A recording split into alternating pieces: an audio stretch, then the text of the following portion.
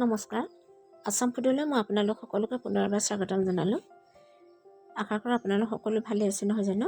মই আজি এটা একেবাৰে চিম্পুল ৰেচিপি আপোনালোকৰ আগতে আনিছোঁ। মই আজি বনাম মাছ আৰু খুতৰাৰ তৰকাৰী। আপোনালোকে নিশ্চয় ভিডিঅ'টো মোৰ ভালেই পাব। তেনেহ'লে পলম নকৰি মই মোৰ ভিডিঅ'টো আৰম্ভ কৰিলোঁ।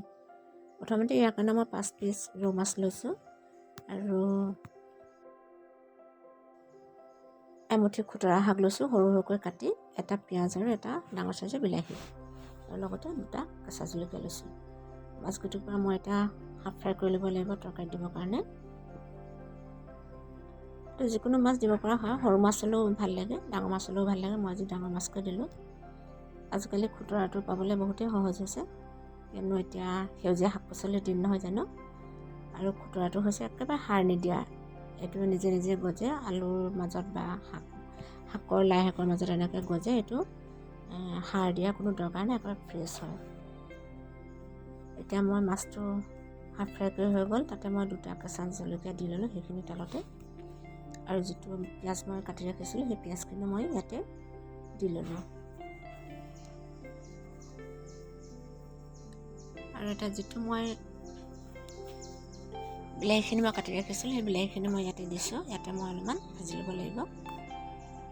সেউজীয়া শাক পাচলিটো আমাৰ কাৰণে বহুতেই ভাল, সেইটো কাৰণে এতিয়া এই ঠাণ্ডা দিনতে সেউজীয়া শাক পাচলি খাবলৈ পায়, তাৰপিছততো পোৱা নাযায়। সেইটো কাৰণে ৰেগুলাৰ খোৱাটো আমাৰ কাৰণে খুবেই ভাল।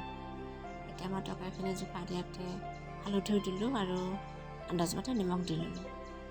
2 মিনিটমান মই সময়খিনি বিলাহীখিনি ঢাকি ৰাখিলোঁ সিজিবৰ কাৰণে। বিলাহীখিনি সিজিয়ে গ'ল। কণ বিলাহীটো অৰ্থাৎ যিটো আমাৰ লোকেল বিলাহী সৰু বিলাহীটো, সেইটো হ'লেতো আৰু মিঠা লাগে তৰকাৰীখন, কিন্তু সেইটো বিলাহী এতিয়া ওলোৱা নাই, সেইটো কাৰণে মই ডাঙৰ বিলাহীটোৱে ব্যৱহাৰ কৰিলোঁ। এই বিলাহীখিনিৰ ওপৰতে মই কাটি ৰখা খুতৰা শাকখিনি দি ল'লোঁ। শাকখিনি এতিয়া বিলাহীখিনিৰ লগত ভালদৰে মিলাই ল'ম।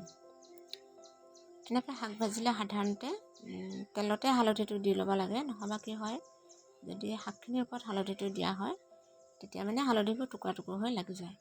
সেইটো কাৰণে আপোনালোকে মনত ৰাখিব, তেলতে হালধিটো সদায় দি ল'বলৈ নাপাহৰিব। এতিয়া মোৰ এই শাকখিনি মই প্ৰায় 5 মিনিটমান সময়ৰ কাৰণে মই ঢাকি ৰাখিম। তাৰ পানীটো যেতিয়া ওলাই যাব তেতিয়া মই নতুনকৈ তৰকাৰীৰ কাৰণে মই পানী দিব পাৰিম। এতিয়া 5 মিনিট হৈ গ'ল।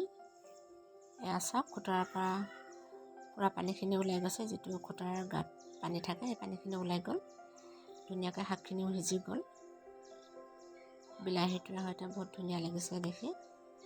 এতিয়া মই ইয়াতে অলপমান গৰম পানী দি দিম। বিশেষ মচলা চচলাৰ কোনো প্ৰয়োজন নাই এইটো তৰকাৰী বনাবৰ কাৰণে, একেবাৰে সহজ আৰু খুব কম সময়ৰ ভিতৰতে হৈ যায়।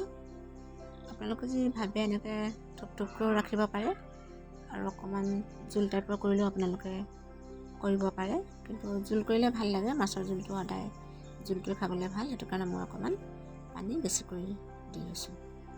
মই 10 মিনিটমান ঢাকি ৰাখিলোঁ। এতিয়া তৰকাৰীটো বহুত ধুনীয়া উতল আহিছে, দেখিবলৈ ভাল লাগিছে। আনহাতে মই যিকেইটুকুৰা মাছ মই ফ্ৰাই কৰি ৰাখিছিলোঁ, ফ্ৰাই কৰি সেই মাছকেইটুকুৰা মই ইয়াতে দি দিম। মোৰ এতিয়া তৰকাৰীটো হৈ যাব, বৰ বেছি সময় নালাগিলে, প্ৰায় 15-20 মিনিটৰ ভিতৰত এইটো ৰেডি হৈ যায়। খুব কম সময়ৰ ভিতৰত এটা ভাল লগা তৰকাৰী। আপোনালোকে এনেকৈ বনাই খাব, খুবেই ভাল লাগিব। এয়া চাওক, দেখিবলৈ ইমান ধুনীয়া হৈছে, খাবলৈ ভাল হয়। আৰু মোৰ ভিডিঅ'টো যদি ভাল পালে আপোনালোকে কমেণ্ট কৰি জনাবচোন, লগতে লাইক এটা কৰিবলৈ নাপাহৰিব। আৰু মোৰ চেনেললৈ যদি আপোনালোক নতুনকৈ আহিছে তেনেহ'লে ছাবস্ক্ৰাইব কৰিব বুলি আশা ৰাখিলোঁ। এয়া চাওক, মোৰ তৰকাৰী ৰেডি হৈ গ'ল আৰু আজিলৈ মোৰ ইমানেই আছিল। তেনেহ'লে আহোঁ